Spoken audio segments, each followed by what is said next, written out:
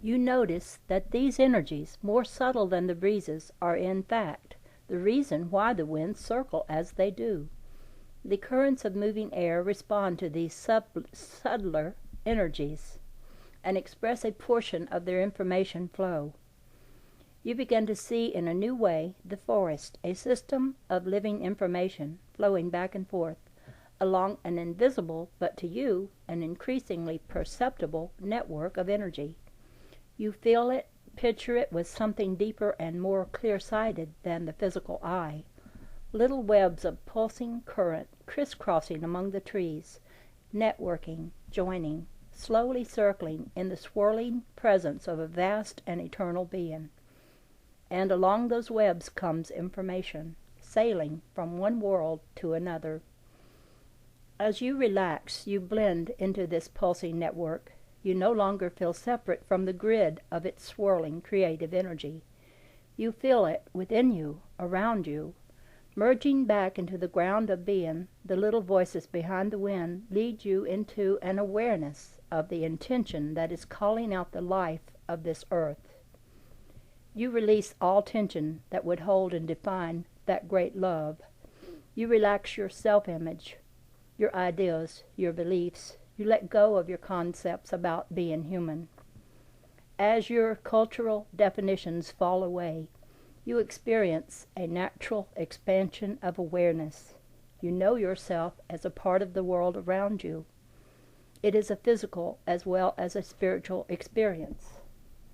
You no longer force the creative energy of life into arbitrary structures of interpretation.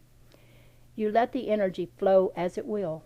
You become aware of the living presence of God. You begin to see, as you blend with the subtle energies behind each breath of wind, that the sun's influence contains information as well as warmth and light. Warmth, life information, light, intelligent design. As you merge into the ground of being, allowing your sense of self to be drawn into an expansive new experience of who you are, you encounter the solar intelligence behind the subtle breezes. You hear a familiar voice, like the voice that whispers in your dreams. It tells you things that at first come to you as matter-of-fact observations, things that, of course, you had always known. And yet, when in deepest relaxation you allow these solar winds to blow through the words you have stored in human mind, you realize that these insights, obvious to you in your natural state, are not acknowledged by the human world in which you live, though children and poets at times sense them still. You listen to catch the words that will help translate your perception. Information percolates through to you from the subtler whirl of spirit.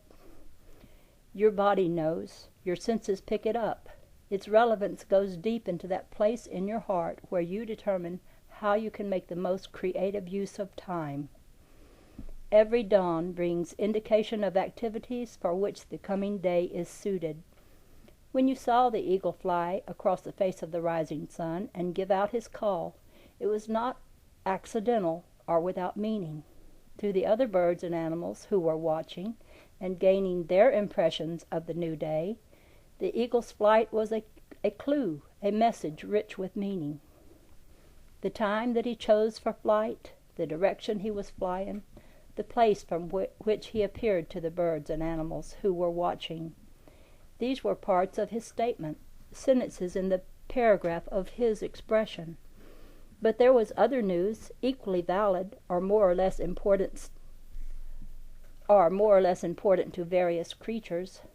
How the crows reacted to the eagle's flight, how long after his cry the owl and whippoorwill chose to pause before resuming their song. The birds and animals notice what kind of a day it is going to be.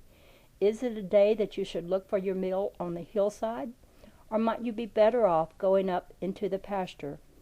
Could it be a morning to fly to the treetops and sing for an hour more? Or is it a morning when you had better get busy, because it might cloud up and rain before the day is over? In every moment, the Great Spirit communicates to all creatures everything they need to know through 10,000 billion agents, angel, elemental, animal, vegetable, and mineral, through the vast and subtle network of living design beyond the weather, before the wind. The truth is ever being transmitted into this world of form. It is up to each one to sense how that truth translates and relates to him or her in each moment of the day. And this is as true for humans as it is for any other creature. The process is not complex. The sensing and translating is not done with the mind. It is an autonomic process that occurs spontaneously below the level of thought when judgment subsides and allows perception to simply be. A natural process that takes place effortlessly when your mind relaxes its cultural interpretations and trusts you to experience the natural clarity that is always present when you are present. In the historical state, this natural process is overridden by human insistence on making decisions with the intellect alone. Intellect is a good thing. Reason is a valuable tool, but the mind was created to serve, not to eclipse the human spirit. In attunement with the creative energies that pulse beneath the outer surface of life, spirit has ways of determining behavior that are far more rapid and effective than anything an ego could calculate through slow motion linear reasoning. Notice first from below the level of your reasoning, from above the level of your individual identity. Notice the rich and awesome world around you. Feel its impressions. Notice how they change like a kaleidoscope, slowly rotating, shifting and rearranging colors, hues, shapes, and vibrations as they tumble slowly over one moment into the next.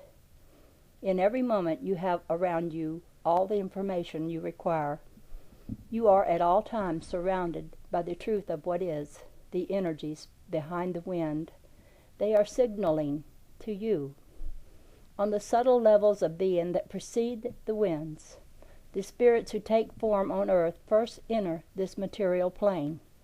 Most of them enter on the solar wind and live only for a moment or two, an hour or a day. Ice crystal egos form around them in the upper atmosphere and melt before they touch the ground. But some learn to live longer. Some find their way into feather and fur. What comes before the morning breeze? Subtle intentions of the solar wind. What comes before the breath of sun that comes before the wind? The energies of being on a planet turning to face her love star. Earth and sun, building a spirit bridge across the lines of attention that they turn one toward the other, lovers gazing into one another's eyes.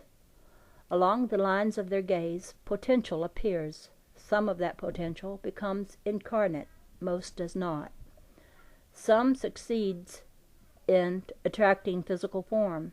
Some does not attract even that first crystal. An invisible field of energy around the rolling earth, a vibrational grid of form, in essence determines which patterns most easily materialize. A grid of intended creation is held suspended around the world, an image of what is to be, an order, implicate, becoming. You feel yourself relaxing into deep awareness of our kind. You feel us surrounding you, working with you, assisting you in the world you have chosen. Ideas occur along the lines of gravitation between earth and star. We hold some of these ideas as one might hold an image in the mind. We visualize what we would like to see incarnate. Eventually, creation will reflect our designs, for along the energy pattern images we suspend in consciousness, creatures take form.